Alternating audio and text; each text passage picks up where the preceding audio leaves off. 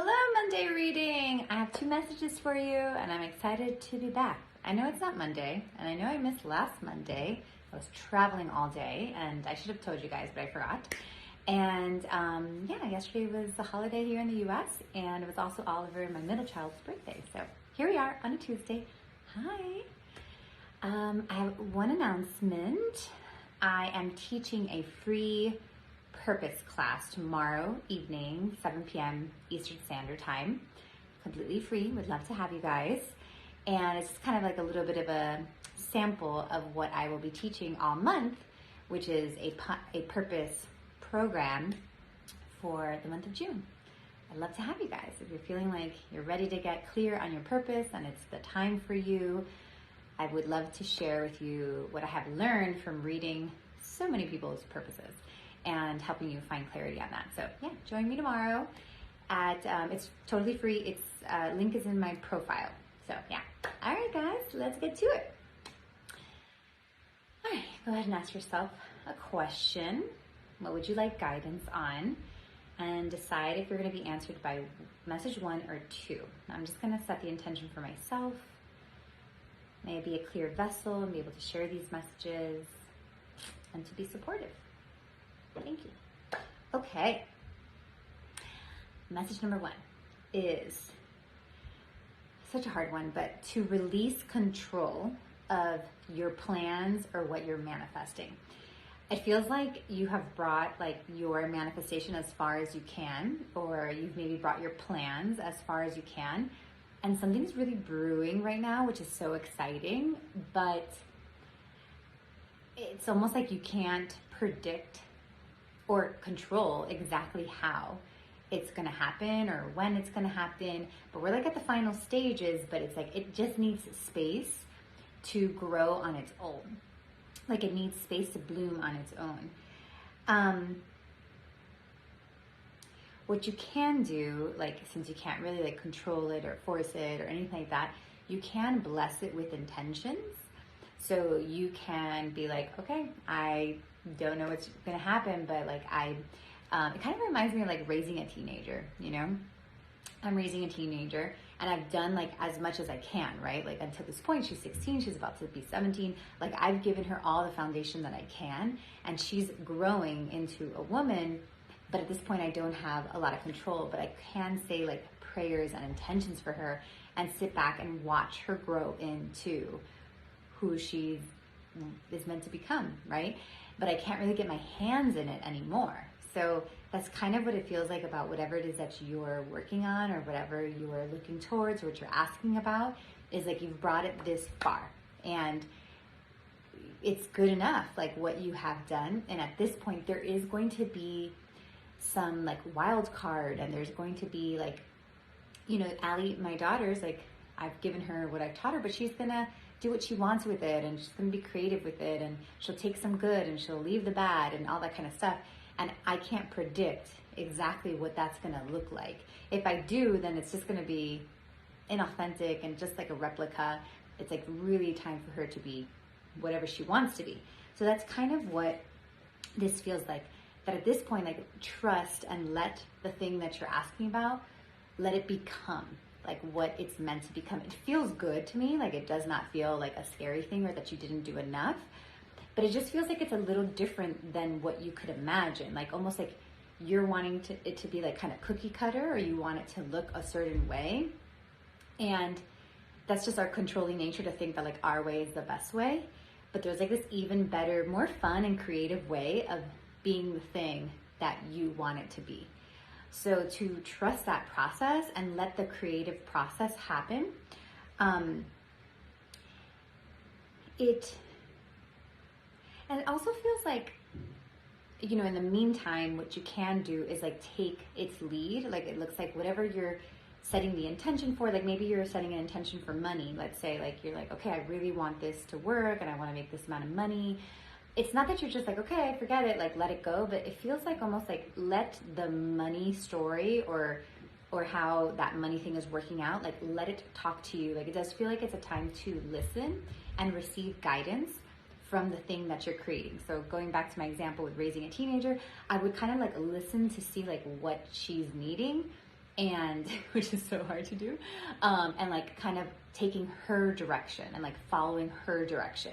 So whatever it is that you're trying to create or that you're working on, to listen to like, oh, you know, kind of observe like, oh, interesting, I've been like manifesting money, and I'm really feeling like this client just brought this to my attention and I had like no idea. I never even thought that this could be an offer. And I feel like it's telling me to follow this path. So a lot more listening and a lot more following, less controlling, and less dictating like your own path on it. It feels like this thing that you're creating has like very strong spirit guides with you too. Like even connecting and listening. I actually got that message myself. I was like thinking about something. They were like, Nikki, like when was the last time you talked to your spirit guides about this stuff? Because, you know, I tend to just kind of like connect to the higher self, like get the messages, whatever, and move. But this is like a time for like spirit guides. This looks like there is something protecting this thing. There's something that has to do with this project, like divine guidance, and to tap into that divine guidance. It could be like ancestors also, or spirit guides, but there's like a specific divine guidance around this thing that you're asking for, and to receive the guidance from that and follow. So this is like not a place for you to put your own will, basically. Okay? All right. Number 2 is like kind of related. Like if you picked both, I can see why, because they kind of go together. And I feel like what you're asking about here requires patience and a bit of hard work. So I know nobody wants to hear that. None of us want to hear like that we have to do hard work, but it feels like a very grounded time in the thing that you're asking about. Like, so it just feels like this is the place where like I don't question myself, and I just go and I just like do what I need to do. It's kind of, I have to put my head down and work. That's what it feels like. It's like I just need to take the steps. Like I don't need big vision strategy, or I don't need to have like conversations about it. It's like I need to go deep into the work. And some of the work might be like healing work, for example. Like I just got to go for it. Because it does feel like there's healing in this, but it's like almost like a healing that you know needs to happen, that has been there, that like you know is there, and that you just like have to commit to it. And there's also a level of like patience to this one, really feeling, I don't know, it kind of makes me feel like that you might have changed up the path here, and because of that, it's going to take a little bit longer. So to be honest about how much time this thing needs in order to like really become. So being patient here, but not being patient as like, oh, I'll just wait for it to happen, but almost like being patient with like the work that needs to be done in order for it to come. Like you can't rush this work, is what it feels like, this depth that you're going into. And it could be like tasks, like I just got to do these 10 things and it's hard. And, you know, it's kind of like saying, I can't wait for a book to come out, but I still have to write those 10 chapters. You know, it's like hard, but I got to sit my butt down and like write those chapters in order for that thing to come. So it feels like you can't rush the thing that you want without really grounding into the present day task. That's another message. This is very like present day. Like you may be working towards something that you see in the future, but what, like, you already know what that is. That's very clear. That message is very clear. But what is calling you today, and like what needs to be done today? You know, manifesting money, like maybe today it's like I have to open a savings account and I need to start putting automatic withdrawals to that saving account. So it feels like it's kind of like annoying work, you know, like things like that.